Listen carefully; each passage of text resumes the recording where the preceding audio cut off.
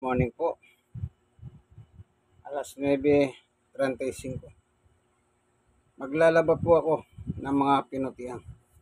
Labadami, labango ng tunay na macho man ng Tondo, Manila. At ng Kapampangan, Mekeni, Kaluguran, mamipita na naman po.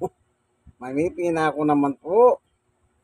Isa po akong senior citizen, 63, at ano pa, stroke nose, 5 years po. At saka person with disability, 5 years din dahil yung tuhod ko nagkaroon ng crack dito. Yan. Pero sa awat tulong ng ating Panginoon Diyos, ako'y nakakagawa pa ng gawain bahay kagaya ng paglalaba. Lalo na po yung ginagamit ko pong washing machine is automatic. Okay? Kinikilo po. Kikiluin natin ngayon yung aking lalaban ng tunay na macho man. Kung totoo ko po lalaki, kaluguran, mamipi kayo. Bawaling matamad. Pag yan po sa niwan tamad, ala ko nga pala king abyas. Kaya bayabas, abyas. Lamenta mo po. Ayan. Ito ang ating chlorine, puti. Hewan ko kung bukas dito. Wala pa.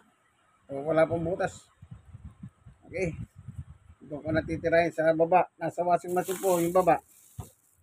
Ito naman yung ito chlorine kasi puti ha. Huwag niyong gagamitin yan sa decolor.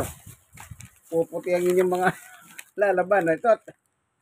Ito naman yung ilalagay ko. Bali 5 piraso ito. Isa, dalawa, then dalawa. O 5. Mabula naman to eh. Doon ko ibababad mismo sa washing machine ang mga damit. Ito naman yung pampabango, 3 piraso kasi malalaki naman to. Pwede na ito para mabango yung damit. Tapos, okay, yan ang gagamitin ko Ito.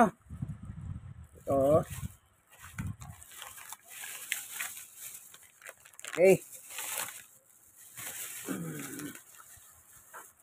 Ano pa ba? Ito, nakapatong na sa kiloan pala. Ayan. Pinutihan. Kilo. 4 na kilo. Nasa 4 na kilo siya. Okay lang yan.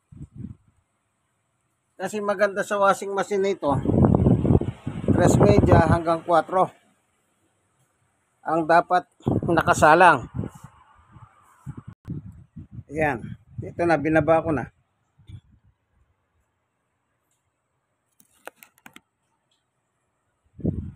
Ayan, ito naman yung Ricardo. Ricardo, para nagluluto ka, Ricardo. Ayan. So,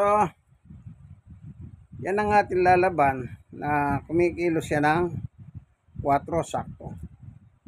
Okay lang po yun. Ito po inyong kaibigan kay Jesus, Brother Manny Bautista. In Christ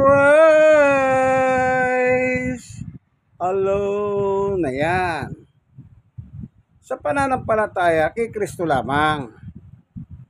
Ayon po kay Apostol Pedro 4:12 ng gawa. Kapag sumampalataya kayo, meron pa kayong idinugtong libang kay Kristo, Antikristo po kayo. Antikristo kayo. Kalaban nyo si Kristo. Kasi, alone Ibig sabihin, wala na pong kasama yan. In Christ alone. Kay Kristo lamang. In time of crisis, Christ is in. Yun po yun. Sa panahon ng krisis ng buhay, pasok si Kristo Jesus sa ating buhay. Amen? Amen. God is good all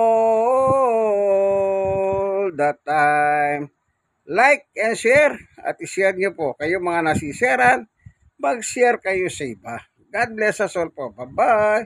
Huwag nyo kalimutan na di kayo mag-subscribe. Be my subscriber. God bless us all po. Bye-bye. Inyong kaibigan kay Jesus, Brother Manny Bautista. Bye-bye.